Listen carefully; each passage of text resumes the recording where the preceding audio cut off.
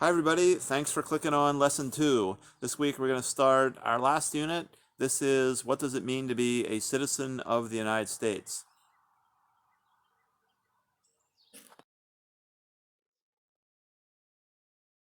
Citizenship just means being a citizen of a country, and so this is said to come with certain duties, rights, and privileges. So you might ask, well, how do you become a citizen? Well, there's three ways. The easiest one is probably just to be born here. For most cases, that works for everyone. The only exception that I can think of, if someone is a foreign ambassador, that means like a representative or a diplomat from another country who is here in that role as an ambassador and they have a child, that child is not a citizen. But really, every other circumstance I can think of.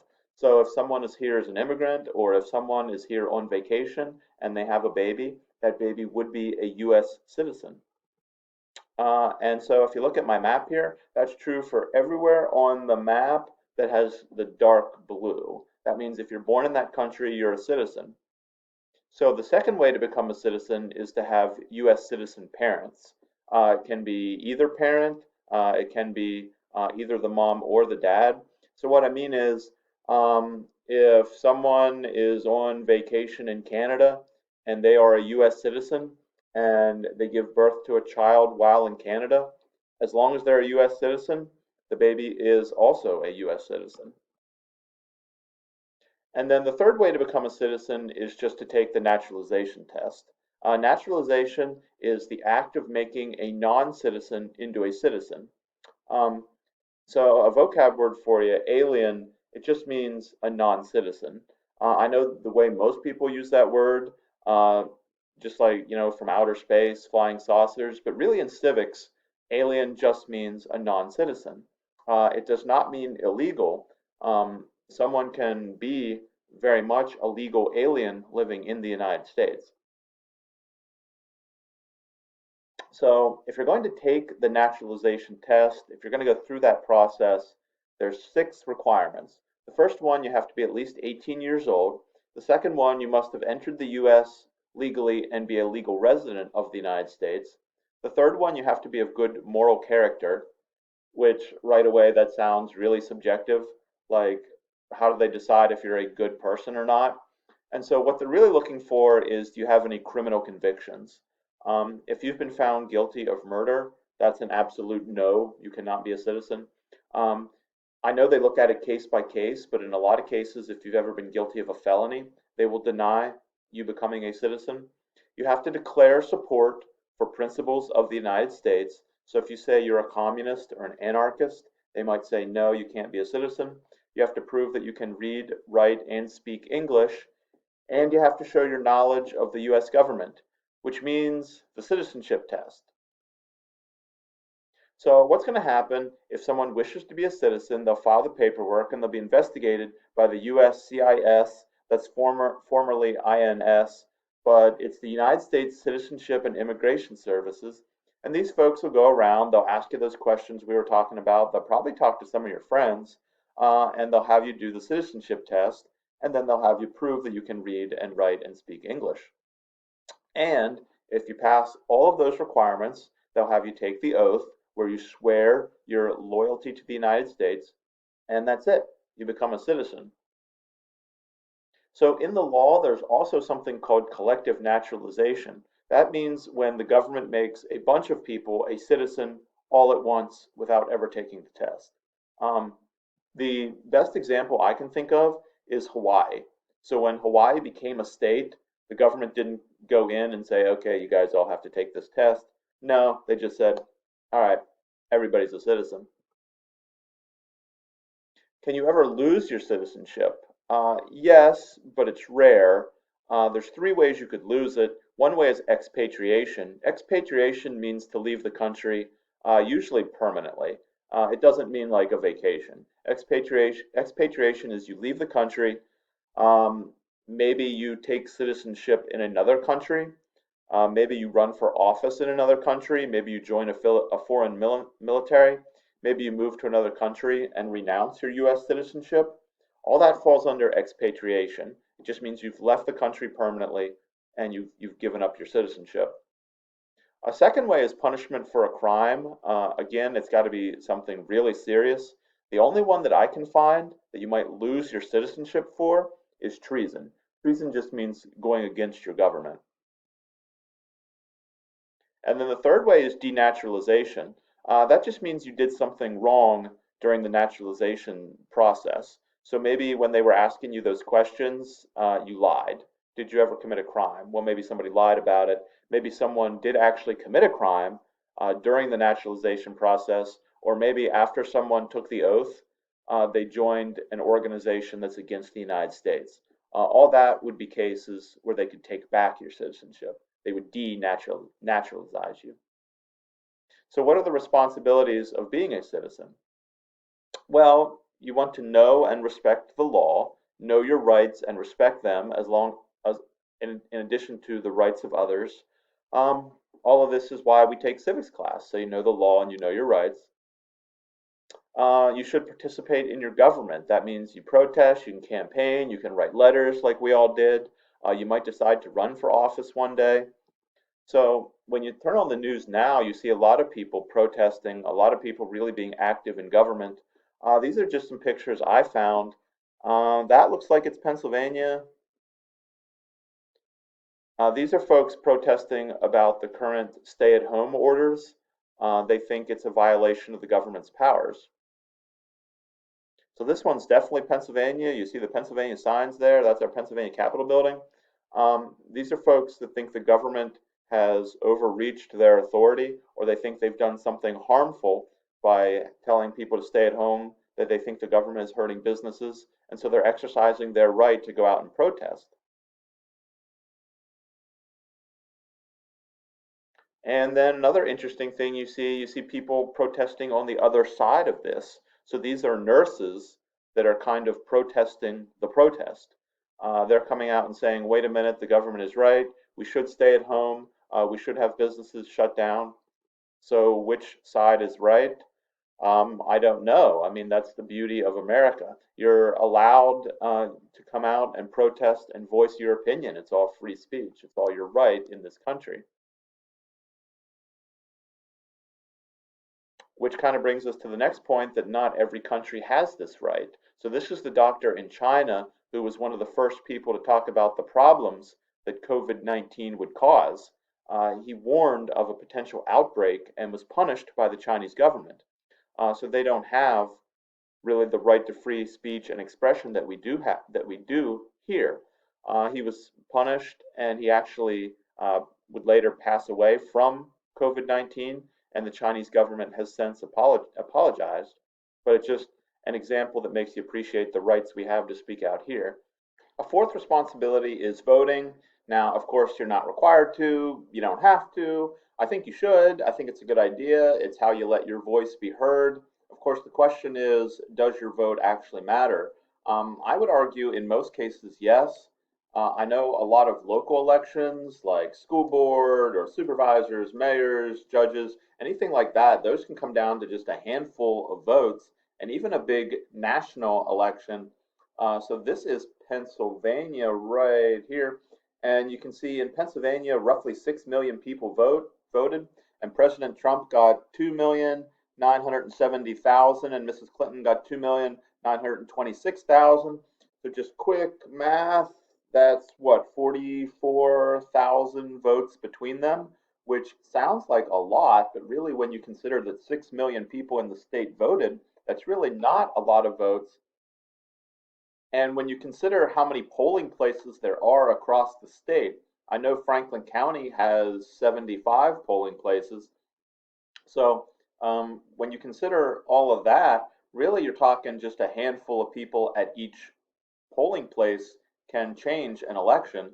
Of course, the Electoral College is also involved, don't forget that.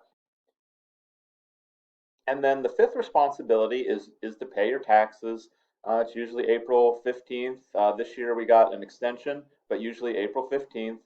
Number six, serve in the military. Now that's of course your choice, unless a draft were to come back, but it's usually your choice. If there's a draft, you can get exemptions, oftentimes for medical reasons, sometimes for education, sometimes if you claim to be a conscientious objector. which means you have a religious objection to fighting. And then the last one is staying loyal to your country. That's the one that it always reminds me of what President Roosevelt said, President Theodore Roosevelt. He said, you don't have to be loyal to any certain person, any certain leader, but everybody has to be loyal to their country.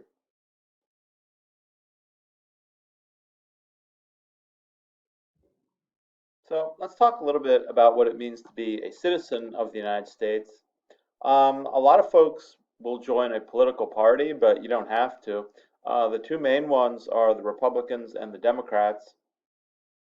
I know we've talked about this before. Republicans tend to have more conservative beliefs, whereas Democrats tend to have more liberal beliefs.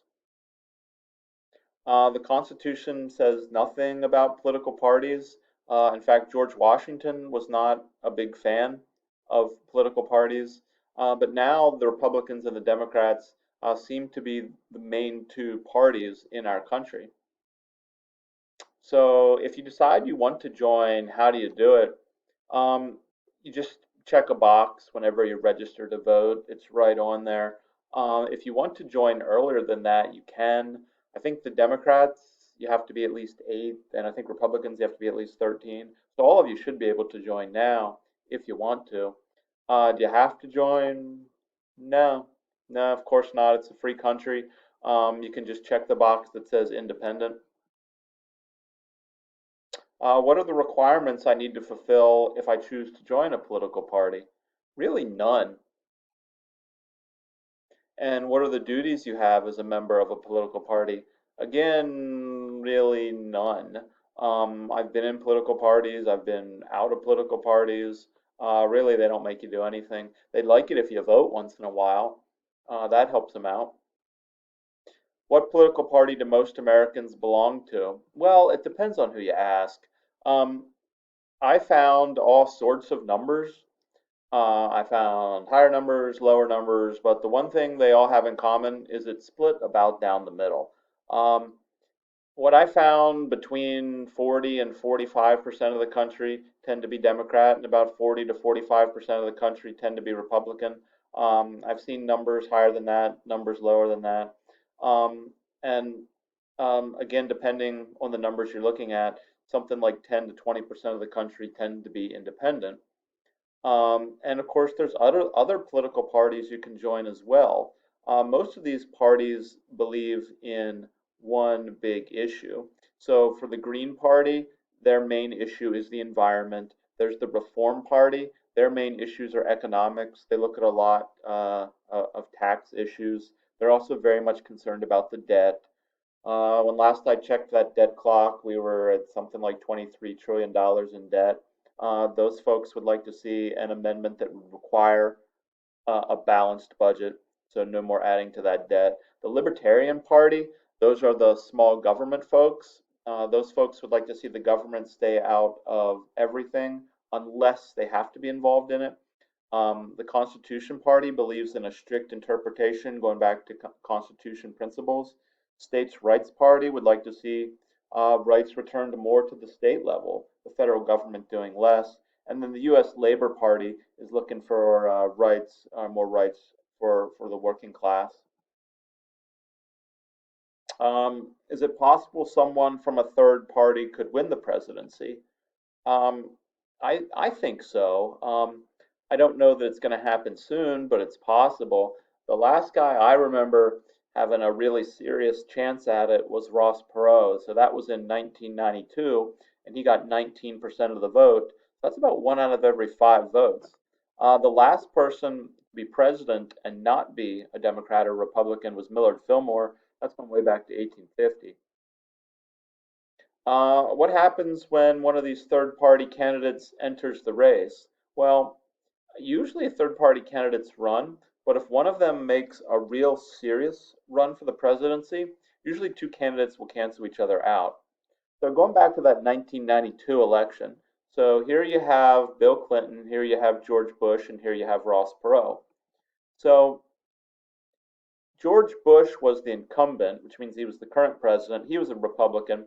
And Ross Perot, his politics aligned very closely with George Bush's, very closely with the Republicans. So these two canceled out a lot of the Republican vote, and it was an easy win for Bill Clinton. You can see here, so Bill Clinton is blue and George Bush is red, and Ross Perot would be the white part of the graph. And I mean, he got nearly 1 out of 5 votes, but didn't win any states. So it's tough because of the Electoral College. Bill Clinton wound up winning. That's not unprecedented in history. Another famous one is the 1912 election. So the incumbent was President Taft, and then his challenger for the Democratic Party was Woodrow Wilson. And then on the the far way side here, you probably recognize Teddy Roosevelt. He created his own political party, the Bull Moose Party, and Taft was a Republican, and Teddy Roosevelt had been a Republican. So those two kind of canceled out the Republican vote, and it's an easy win for Woodrow Wilson. So let's look at some of the most powerful Republicans in our government now. So, of course, I'm going to start with our president. This is President Donald Trump. And then next, the next most powerful Republican is Vice President Mike Pence. So, some other powerful Republicans. This is Nikki Haley. She is the former governor of South Carolina. She was the United States ambassador to the United Nations. A lot of people think she's a possible candidate for 2024, which, boy, seems like a ways off, but people are already talking about it. This is Mitch McConnell. He is the very powerful majority leader of the Senate. So he leads the Republican Party in the Senate. He's a senator from Kentucky. This is former President George W. Bush. This is the President pro tem of the Senate. This is Chuck Grassley. He's a senator from, I think, Iowa, somewhere in the Midwest. This is Kevin McCarthy. He is the minority leader in the House, which means he's the head Republican in the House. This is Governor Hogan of Maryland. A lot of people have been talking about him as of late as a possible 2024 candidate. And this is Mitt Romney. He ran against President Obama in 2012. He's now the senator from Utah.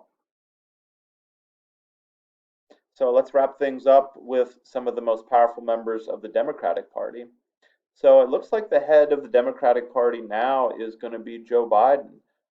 It looks very much like he's got a lock on the nomination for the Democrats to run for president in 2020.